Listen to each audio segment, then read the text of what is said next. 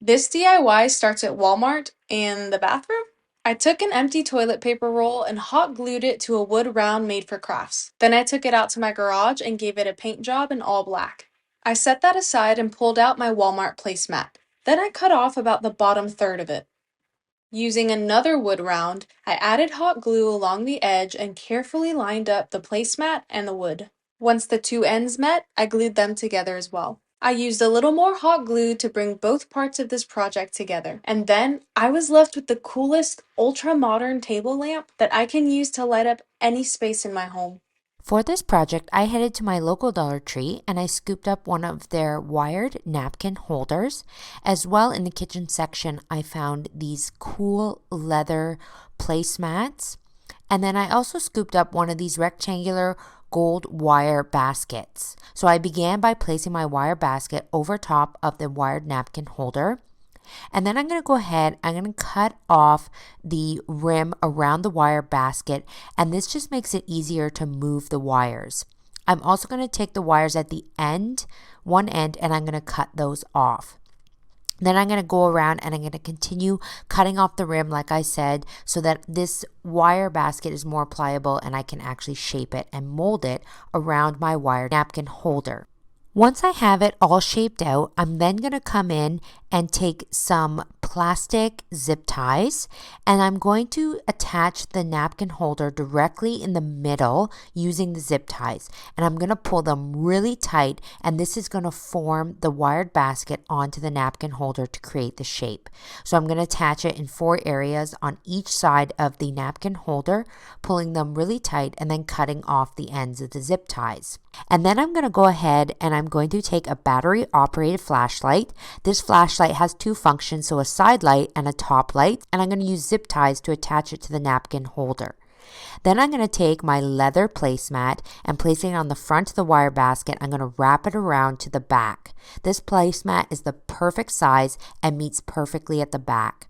I'm going to take some zip ties to secure it, working the zip ties through the holes and then pulling them nice and tight.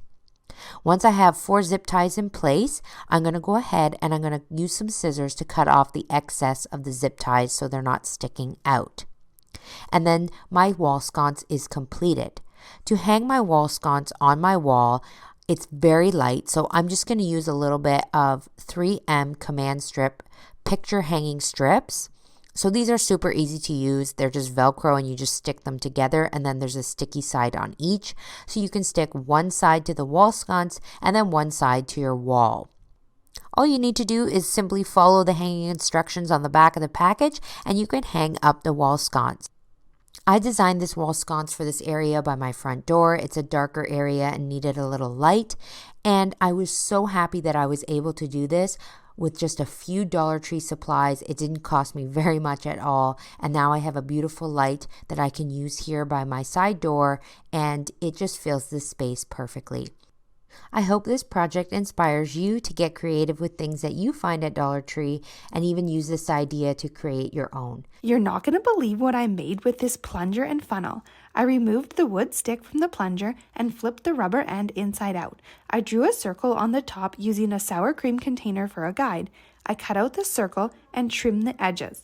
I placed it on top of newspaper and spray painted it with Rust-Oleum black spray paint. While that was drying, I cut and sanded 1x6 wood planks. I attached the painted rubber plunger piece to the barnwood with 4 black screws.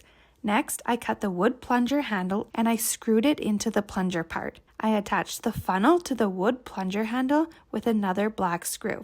I used hot glue and attached a battery-operated puck light, and now I have a rustic farmhouse wall sconce for my front entrance for a fraction of the cost of buying new. Head to the recycle bin for this cute and creative idea that won't break the bank. To start, I'm choosing an LED puck light from the Dollar Tree. Lights that come with a remote would be an added bonus. To determine the wood sizes, one piece of wood is cut to the same width of the tin can, one piece slightly larger for the base, and 2 cedar strips measuring 12 inches long that will hold up the can.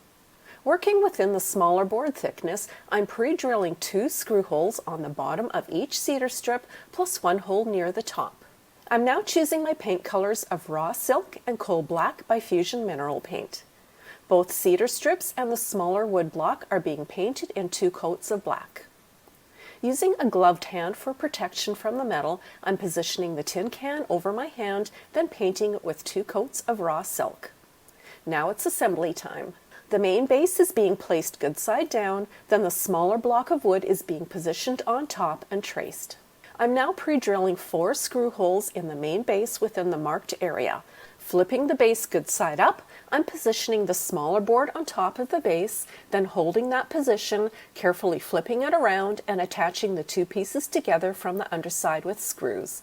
This will mount the 2 boards together without the screws showing. I'm now attaching the 2 cedar strips to both sides of the smaller piece of wood through the 2 screw holes. Now the tin can is being held in between the 2 cedar strips. I'm drilling a small hole through one side of the can using a small metal drill bit, then attaching the can to the strips with a short screw. You can also use a nut and bolt if preferred. I realized later that you could slightly see the inside of the can, so I'm doing a quick touch-up with the paint to cover any exposed metal. To enhance the overall look, I'm hot gluing some thin white rope to the entire edge of the open can's side, which softens the edges really nicely. Then with a quick push of a button, my tin can task light is ready to use wherever I wish. This hands-free task lighting is surprisingly very bright thanks to the LED puck. And the can is easy to position wherever you need a little bit of extra light. I love the aesthetic of the tones, which marries my home office really well. Plus, there's even a place for a sticky notepad to help me get my work done. Plus, my coffee cup even fits using it as a coaster. Grab a simple lamp and some plain paper plates for this fun and easy DIY. To start, fold one plate in half and make a 1/4 inch mark on either side of the fold. Draw 2 lines across the plate and cut the plate along those lines. Take one of the paper plate halves and use it as a template to draw the same lines on the rest of your plates. You will cut half the plates along the lines and fold the other plates along those lines. The number of plates you'll need will vary based on the circumference of your lampshade. This shade has a diameter of 5.5 inches, and we used a total of 50 paper plates. Starting with one of the folded plates, use your hot glue gun to glue the spine to your lampshade. You'll then glue one of the cut plate halves right next to the folded plate. Repeat this alternating pattern all around the circumference of the shade. Once the shade is filled in, attach it to your lamp base and enjoy your new modern light fixture.